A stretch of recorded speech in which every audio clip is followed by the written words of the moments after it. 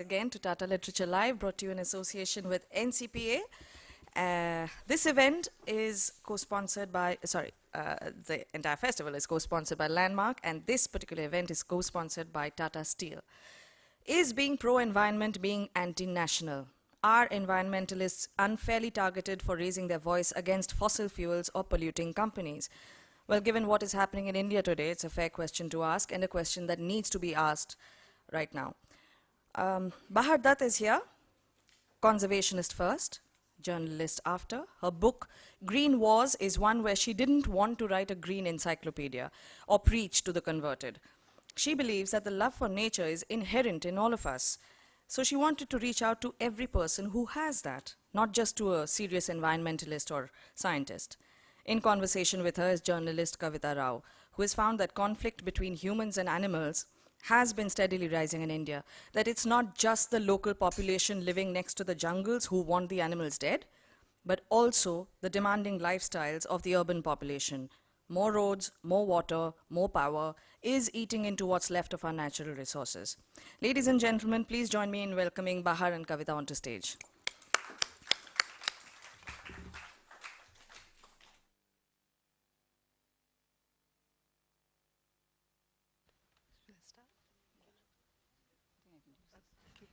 Thank you everyone for being here, especially when Chetan Bhagat is talking next door. We appreciate it. That's exactly why. Okay. Can you all hear me at the back? Yeah? Okay. I think we are beginning by Bahar is going to show us some slides from her work across the country. And, before I begin, I might say that you may know Bahar from her show on CNN, IBN, but having read her book, there's so much more to her than that. She spent 10 years working with snake charmers in Delhi, trying to find an alternative source of income from them. She also spent many years trying to, conserve monkeys, not, running after a glamorous tiger or anything like that. And then, she was instrumental in Mulayam Singh Yadav shifting a Saurus crane sanctuary, shifting an airport, which was impacting a Saurus crane sanctuary. So she is basically not just a head in the clouds environmentalist. She does come up with practical solutions, and that's what she's going to be talking about today. Okay. Thank you so much, Kavitha, for that. If I can we have the presentation up, please? I'll just stand there if that's okay and just keep. Yes, so this is basically centered around my book. We're all here at a literary festival, so it has to focus around a book. And this is a book called Green Wars, Dispatches from a Vanishing World. And can I say again, thank you for choosing me over Chetan Bhagat. So I hope I make it worth your while. So this is a book, deals with different species. I don't know if any of you have read it, but if you do, if you find that there is no tiger in it, there are no stories about the megafauna species, and that's deliberate because I wanted to focus on habitats and I wanted to focus on species that are not that well known. Next slide. As Kavitha just introduced me, I wasn't just a TV journalist. I didn't come into TV journalism straight, out of school or college. I worked for 10 years with this particular community. They're called the Joginath Snake Charmers.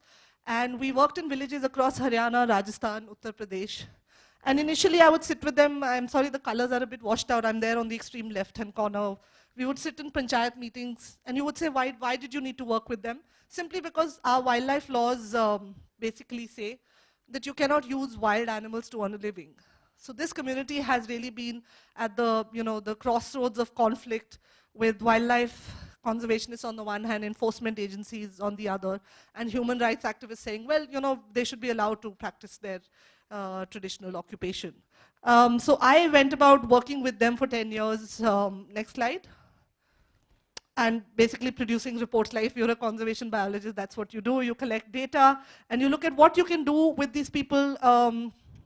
So we analyzed, we basically went out into 100 families, interviewed them, just to find out what they were doing, what were their coping strategies, in a scenario where there's television and all kinds of entertainment. How do snake charmers still earn a living? Next slide. Next. And this is just an example. I'm sorry the graphs are very small, but this is just to give you an example of the range of things we did. We looked at, if you can see over here on the top corner, we looked at the health of the snakes in captivity. No one had ever done this. No one went into these villages to look at, so I got a herpetologist to actually examine the snakes and see how they were keeping the snakes. If you see the bottom right-hand corner, I got an ethnobotanist, basically a botanist who goes out and works with traditional communities and sees how they use plants in medicine. And no one knew this about snake charmers, but they used to act as traditional healers in the old days. So the snake was just a mechanism to draw a crowd in the village, and then the snake charmer would dispense medicines for different ailments. So this is something we also learned along the way. Next slide. I also worked with another community. They are a hunting community known as the Bavarias, and this was outside Sariska National Park, a park which lost all its tigers to poaching. This was a community which was targeted. They said that they were the ones who were basically responsible for all the tigers being poached. So we, again, looked at their social status, what were their coping mechanisms, because it's all very easy to say this community is responsible, but what are the conditions under which they live? Why are they being forced to poach? Is it, do they, in fact, possess a skill set which can be used for conservation? So these were some of the questions I was looking at. Next slide.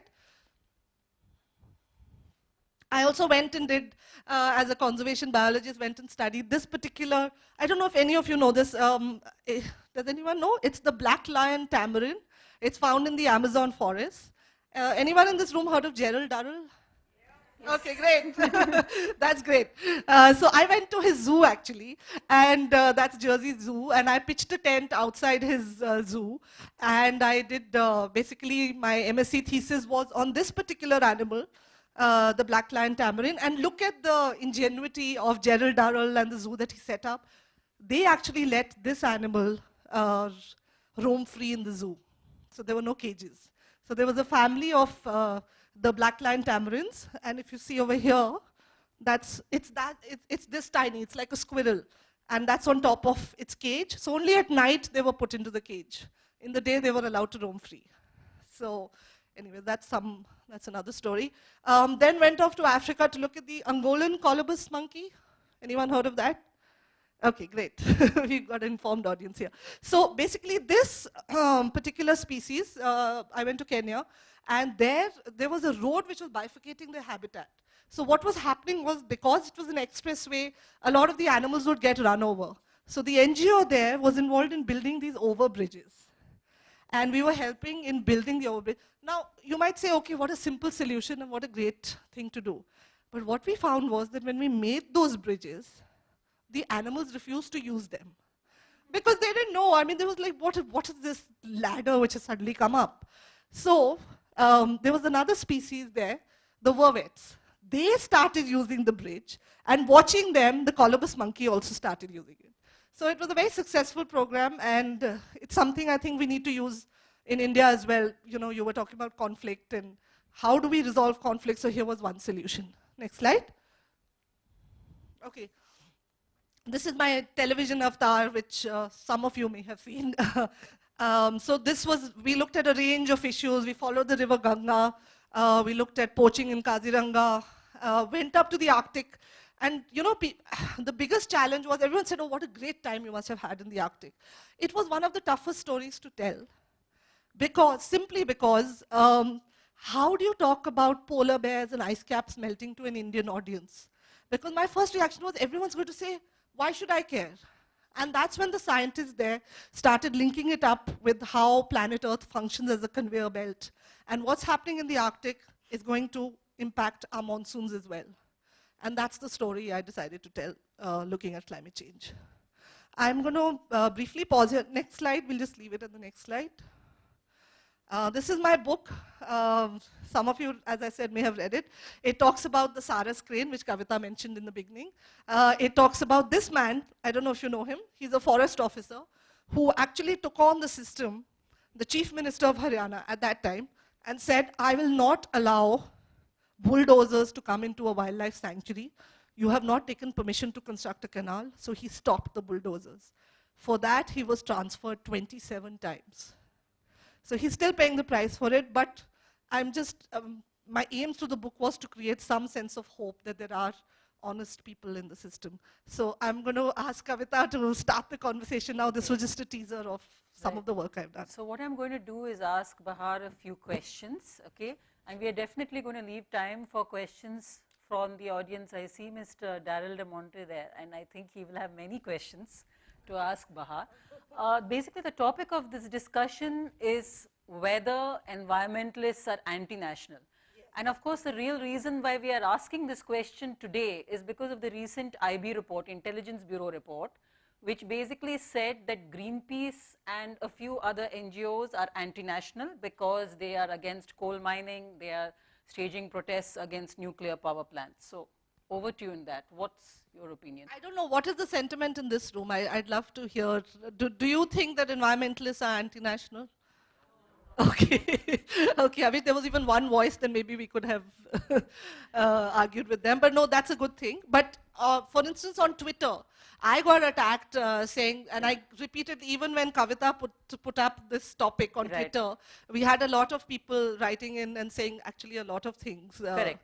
And we asked them, why don't you come here and we'll argue face to face? Because they have a point of view. I'm not saying I'm right and they're wrong, but it would be nice to have a healthy debate. But I would like to just ask, is caring about fresh air, green spaces, the people who usually don't get seen in mainstream media, whether it's the tribals, whether people who live next to the forest, is that being anti-national?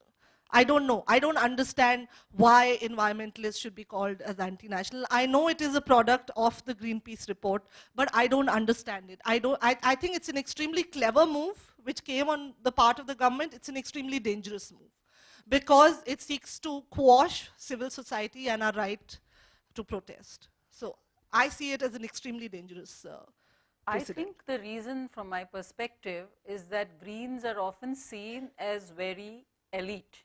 And you and I, we have electricity, we have power, most people here would have it, but there are millions out there who still don't have power. And therefore, it's an indication of the desperation that these millions feel, that they think that a nuclear power plant or a dam or a coal mining is the answer to their problems. So what's your answer to that? Why are Greens seen as so elitist, and is there a way to balance